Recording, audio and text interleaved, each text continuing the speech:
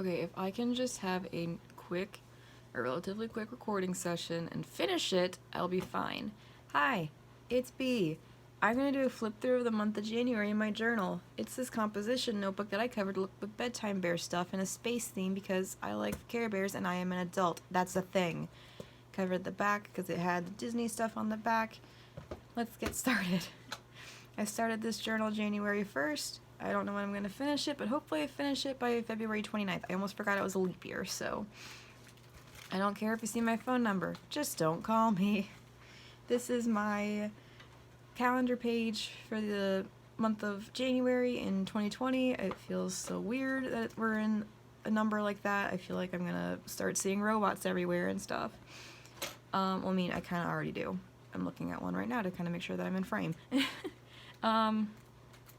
This is like a wrapping paper that I got at Dollar Tree. It's like a plastic metallic paper, so it couldn't rip. Like I wrapped one of my mom's presents in one of these, in some of this, and it couldn't rip, so I just had to help her take off the tape.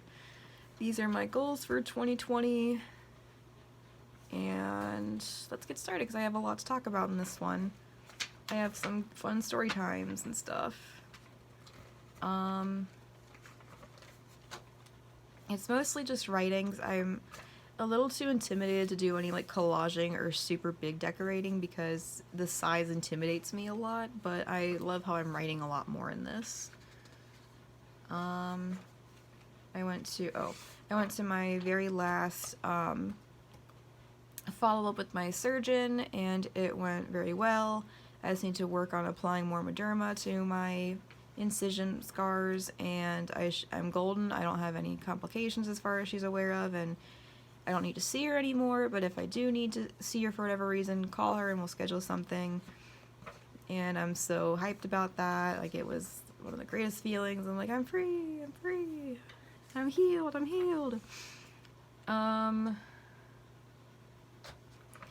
That's personal. Probably should have covered some of that up. Oh, my friend and I started a Pokemon rival lock this day. It was a lot of fun. I am having a very hard time. I almost lost. So the thing with the rival lock is that we have a rule that if you completely, like, if all your Pokemon faint, you have to start all over again while the other one can keep going. But given we're nice and we'll stop, so that way they can kind of catch up to a degree. So yeah, it's stuff like that, and I almost lost. I haven't lost yet, but she's already lost once, and it's great so far, but I'm having a very hard time. I keep getting all the bad luck. I saw Frozen 2 with my dad, and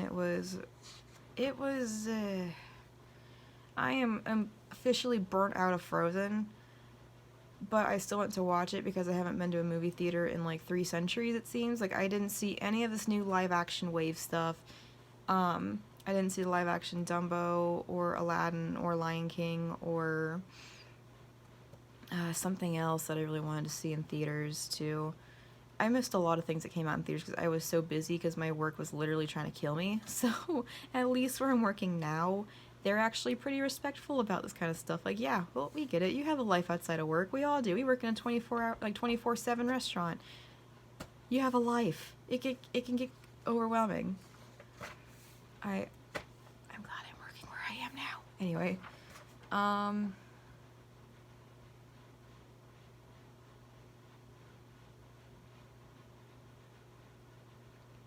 I was trying to clean my room a bit. I mean, it's a lot better than what it was because my brother moved out. That's all I'm really gonna say about that. But yeah, my brother moved out, and I have my full space again, but I'm trying to figure out how to utilize it and stuff, and I gotta really organize it. I'm gonna try to do that after this video, if it'll let me finish recording. I'm looking at my phone angrily, if you can't see. I was also mad at my computer because it wouldn't let me play Monster Prom anymore, so it took like a couple of weeks to figure out how to fix it. And I was talking about how excited I was for my interview the next day. Yeah, I ended up skipping Monday because I got super busy with my interview for Waffle House. And I got hired. I had to immediately start manual training as soon as I was done with my interview. This was the second day, and we did more interview, more manual training and stuff. And then Wednesday, the day immediately after that, I was on the floor. I was doing floor training. Like, I had to shadow someone to figure out, like, what to do in certain things, like where to look for things and all that stuff. Thursday, my last official day of training, technically, and I got Red Star certified that day. And I had my own tables for like 3 hours, and I made $55 in that short period of time. It was amazing. I did skip some days because I was trying to adapt to my workplace, which happens. If you're in a new situation, don't stress about journaling. I'm not going to stress that enough. I can't stress it enough. If you are in a situation where you are trying to adapt to stuff, your journal can wait. It'll be right there to catch up to, like, for all the catch-ups and stuff. Don't stress about it. Just think of it as, like, as a moment to really reflect on how you want to write it down. So on the Sunday before this, I got this envelope, and it has a letter in it, but I'm not going to open it because it has someone else's name on it. I was working, I had my own tables and stuff, and apparently one of the customers I served another day either didn't tip me properly or they forgot to tip me at all. So they came back with this envelope in their hand, and they handed it to my manager and said, give this to her when you can. So my manager went up to me, he's like, hey, I got this envelope for you, and I'm like, okay. So I went to the back and I opened it up, and in this envelope was like $5 in cash and a note that said, like, hey, my goofy still forgot to tip you, sorry for the inconvenience, you work really hard, keep it up, with the name of the customer. And I'm like, oh my god, that's like so sweet. Because, like, when I worked in the drive-thru, I felt like the bad outweighed the good and the neutral. Like, given not all the customers that came to the drive-thru were bad or neutral, but it just seemed like a lot of the people that were coming into our restaurant were in the drive-thru, and they were, like, at their lowest self, like, their lowest form. It was horrifying. It was, like, so sad to see. Like, I'm not gonna lie, my faith in humanity was, like, done at that point. I'm like, there is, like, very few good people left in this goddamn world. And now I'm working here, and I'm like, wait, customers, like, aren't all dicks? Like, all customers aren't assholes? Like, what? I mean, I'm not saying every customer is an asshole. I'm just saying that it seemed like a majority of the general public that I would serve were a-holes at my other restaurant job. So this is like a complete turnaround for me, and I'm like, wow, humanity's actually pretty cool. Yeah, it was interesting. I had to help out my mamaw with watching my papaw for a little bit because my mom was super busy, and then she was super busy, so I had to watch my papaw with dementia for a few hours. It wasn't bad. He was relatively chill because sundowning is insane with certain people. And some days it's not that bad, but some days it's pretty rough. Let's see.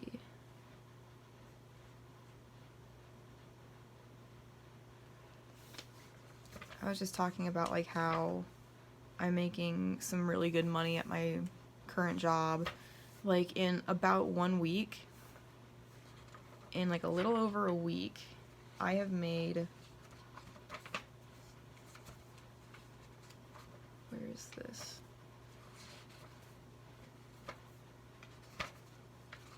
Yeah, so I officially started waiting tables on this day, and as of Friday, I had about $500 in tips, like in cash tips, from like 1 week. And I was just floored by that. I'm like, what the crap? Like, it was insane. Like, that's way more money than I ever made in a regular paycheck. And I sometimes made hella bank in those paychecks because I was only working part-time hours, but I was working full-time hours because my job was literally trying to kill me in my workstation. So, like, I would stay over. Like, I would come in earlier because they, like, begged for me to come in earlier because they needed my help, or I would stay later because they were begging me and needed my help. So I was literally working, like, 50 hours a week when I should have only been working 30. Just saying. there was like one point I almost worked 50 or 60 hours that week, and I was pissed because I'm like, I am exhausted. I want to go home, and y'all won't let me go home. Like, I shouldn't have even been here like 2 of these days, and y'all just think it's just slot. Like, it's all good. It was the worst. But yeah, I was just talking about like more stuff with that.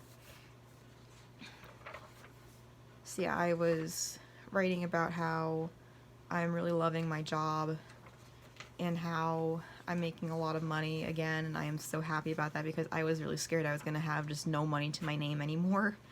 Because when I went to my Disney trip, I paid for that when I was on medical leave, and then I thought, okay, well, I'm going to slowly get it back, but I'll still have money to get when I come home and when I'm all recovered. Nope! And that whole BS with my job, my previous job was just the worst. Like, I'm still debating on trying to call corporate of that restaurant and just see if I can, like, if what she did was like the truth, or if she was literally like doing illegal stuff. Like, that was straight up illegal. They could not call me and force me to come back, like threaten me with firing me, rehiring me when I was 4 weeks out of 6 weeks in medical leave. Like, that's pathetic. Anyway, it was Lunar New Year. Wrote with red, and I used some gold and red washi tape to kind of fit the theme. Here's my mom's birthday. We went to Blaze Pizza, and it was really, really fun. I wanted to write more about her birthday, but I had to go to work as soon as we were done going out and stuff. So I ripped the washi tape off, but it did that little thing where like it peels off the first layer of paper, so I just glued this paper in here, and I put these fun, warm, sunny images. I feel like I can hear the little breeze, like rustling in the trees and stuff like that, and like it's a warm but cool breeze.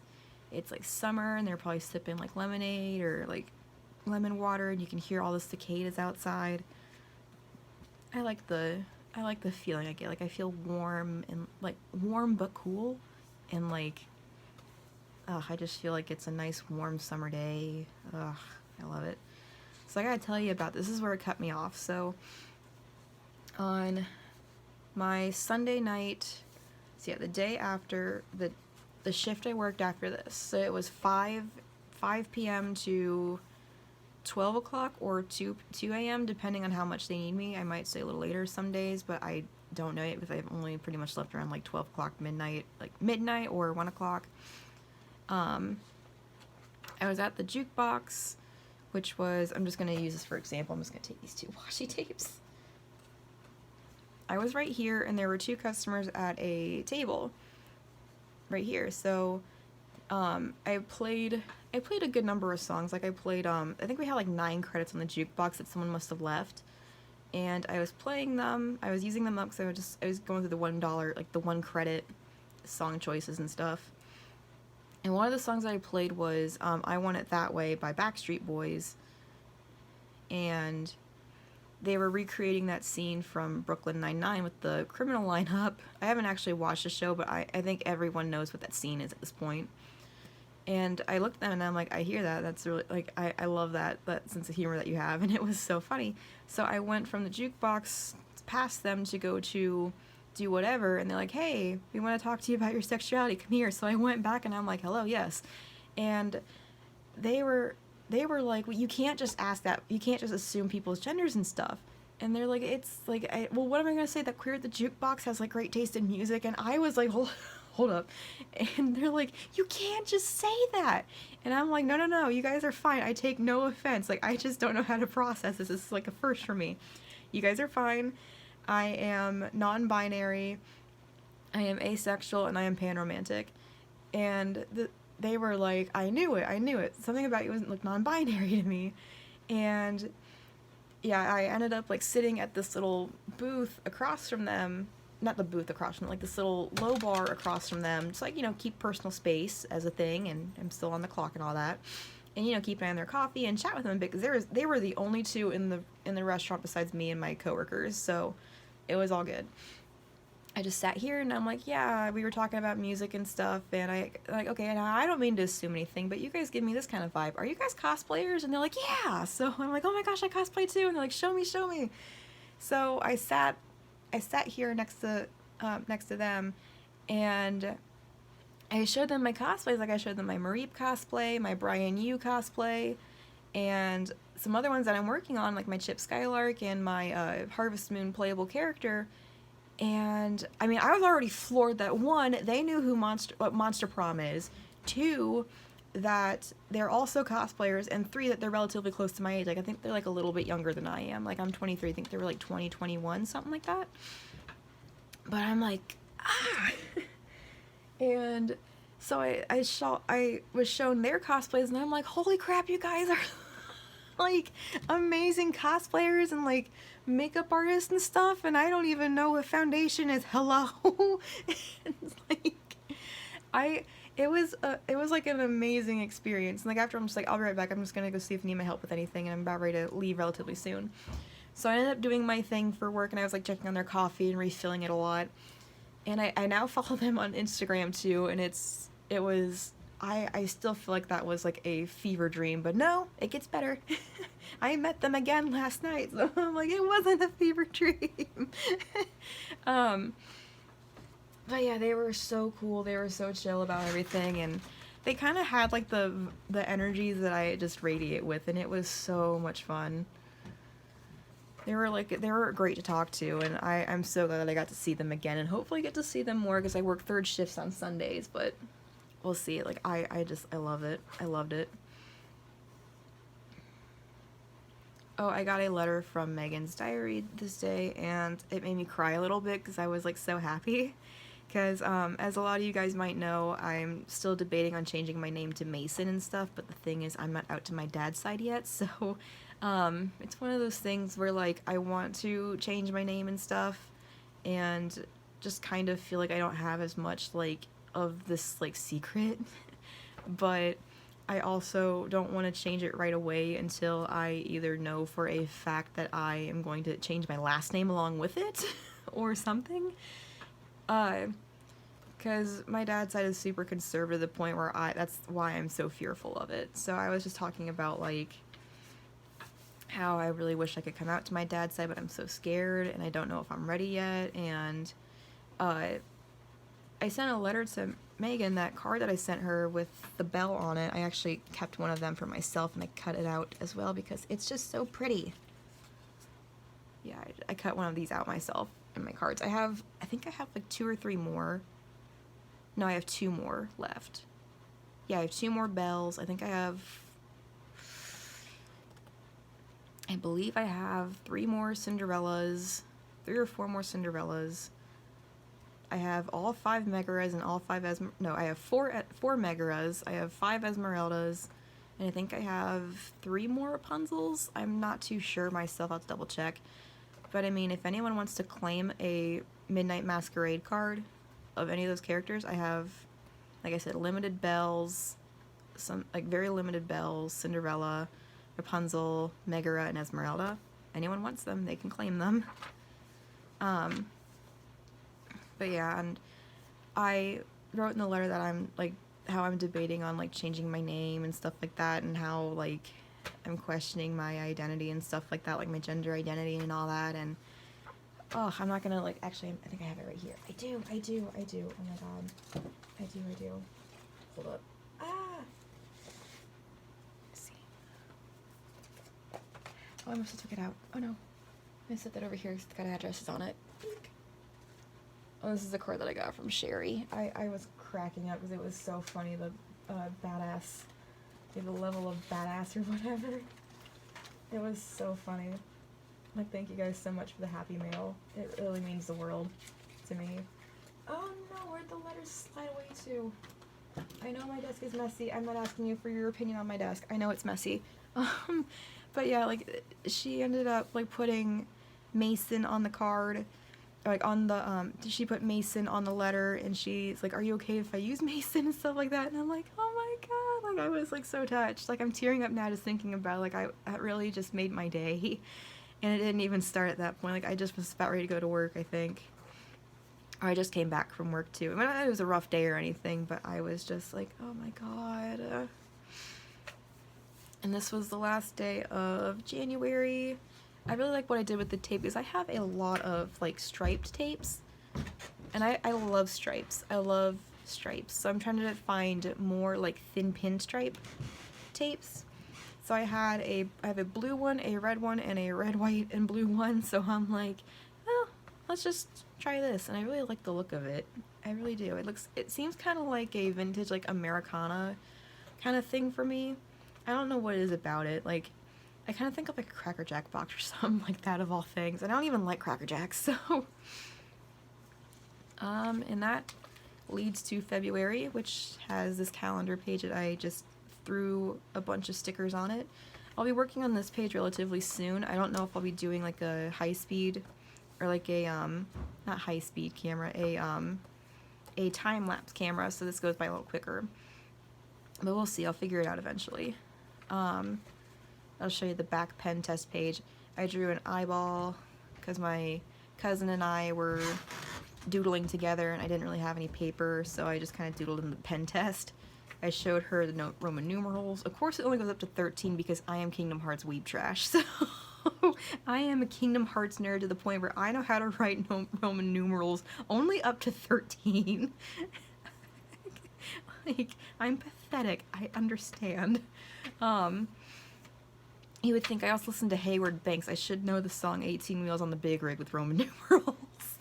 I think now that I think about it, I remember which ones they are, but yeah, I drew lips, I drew an eyeball, I drew a sort of shitty Animu style eyeball and stuff.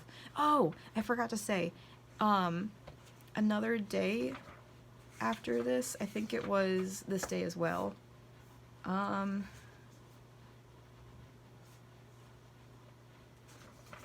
there was a customer that I encountered one of these days after I met the two here.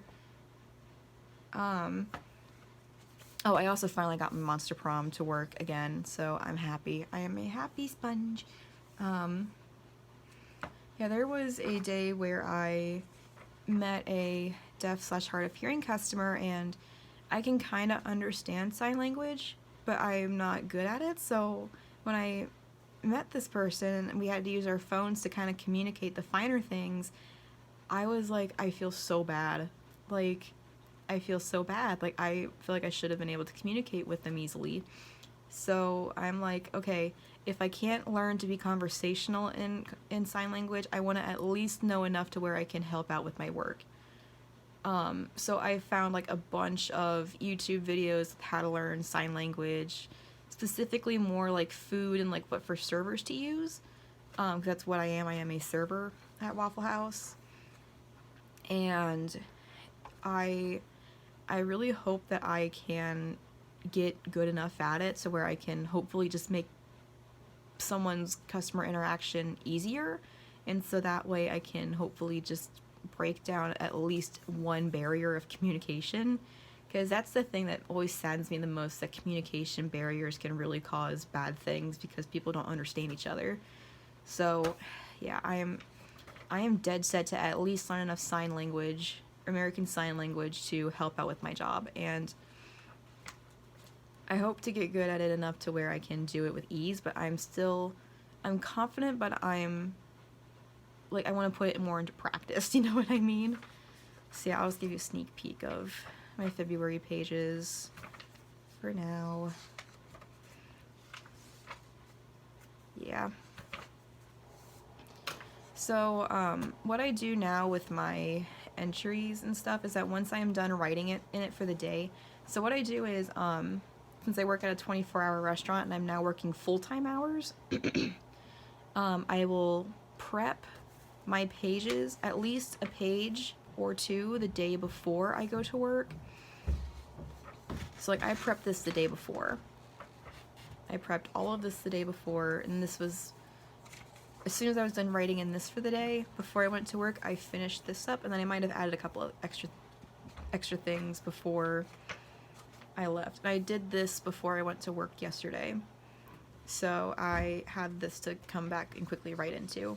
So I don't pre-decorate very far, only for the upcoming day. So yeah, that's how I've been journaling lately. Like, I just do the day before is pre-decorating, and then unless it's my days off, and I will decorate the day that I start writing, because this is my day off. I'm off Mondays and Tuesdays only, but I also kind of work into Monday, so yeah, because I work second shift Wednesday through Saturday, and then on Sunday I work a third shift, which is 5 p.m. to 2 a.m.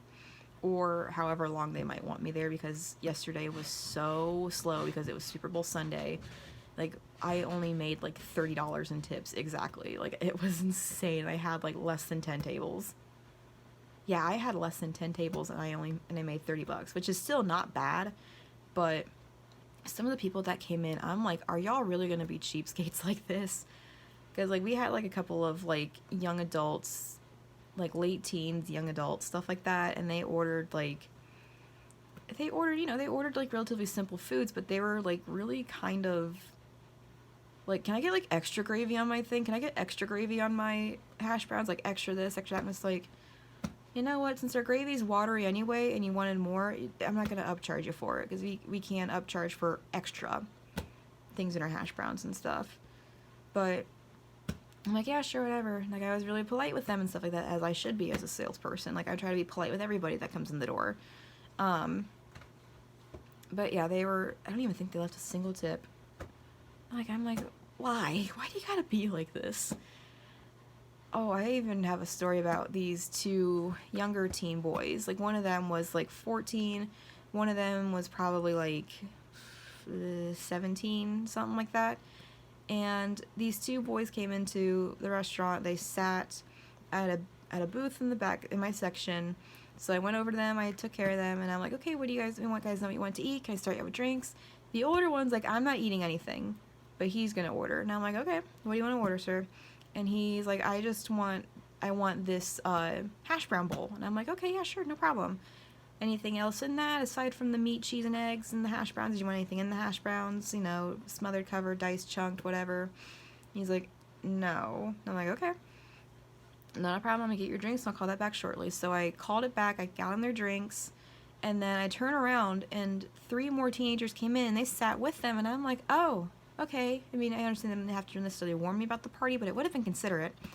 So the 3 of them went over there. I gave them silverware too, thinking they're just going to join in there just a bit later. They suddenly came in out of the blue. It's all right, it happens. And I'm like, anybody else know what they want to order? And they're like, oh, we're not ordering anything. We just want water. And I'm like, oh, okay. So I got them their waters. And I'm like, are you sure you don't want anything to eat? Not even one of you wants something to eat? Like hash browns, a waffle maybe? And they're like, no, we're good. Like, yeah, we're fine. We're cool. We're chill. And I'm like, okay, whatever. So I hand the one guy his order, the younger kid his order, and I walk away to go do whatever, check out my other customers and stuff.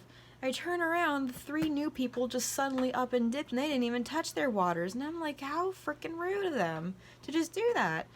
They're wasting my time. So I went over there and they're like, let me just get these waters and silverware out of your way, because I didn't know they were going to stay that long. And they're like, yeah, that was kind of rude of them. Sorry about that. And I'm like, uh-huh. So I took all that away. I got their table relatively cleaned up, and when they were done, I handed the kid back his change, and I thought, okay, he might have left me a tip on the table. It happens to everybody.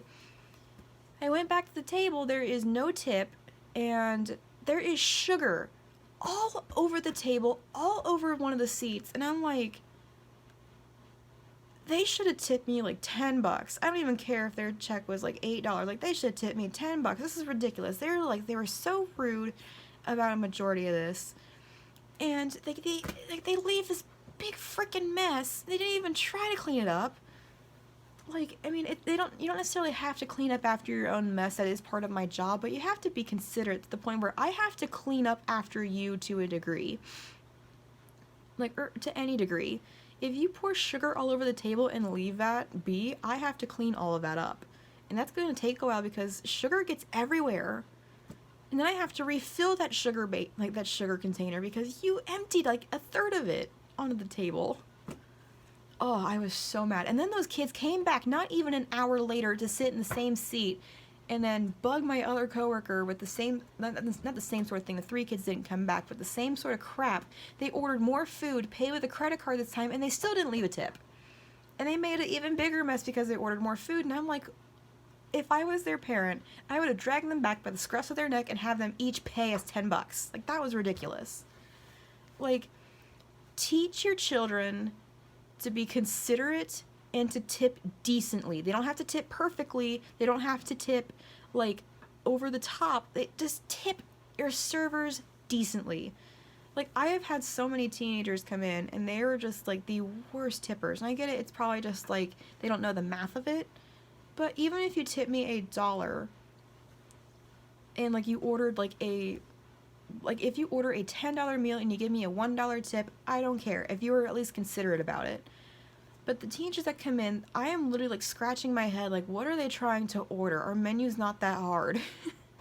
And they're, like, confusing, they're, like, scrambling and doing whatever, and they're, like, mixing up their own orders. I'm just like, ay caramba. So, but yeah, teach your children, especially when they are of the age to where they can possibly pay for their own meals, to be kind to their servers, be considerate to their servers, and to tip their servers. I can't stress that enough.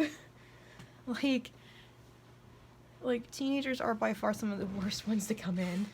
I am not gonna lie. I'm not saying that all teenagers are bad. I'm not trying to sound like a boomer or anything. I am 23. I'm not technically a boomer, but I have boomer mentality in some cases. But yeah, it's like, I am just floored by how teenagers are like, yeah, we're gonna just make a big mess on the table. We're gonna confuse the crap out of our server and, like, apologize profusely, but we're not gonna tip them at all or something like that. Or we're just gonna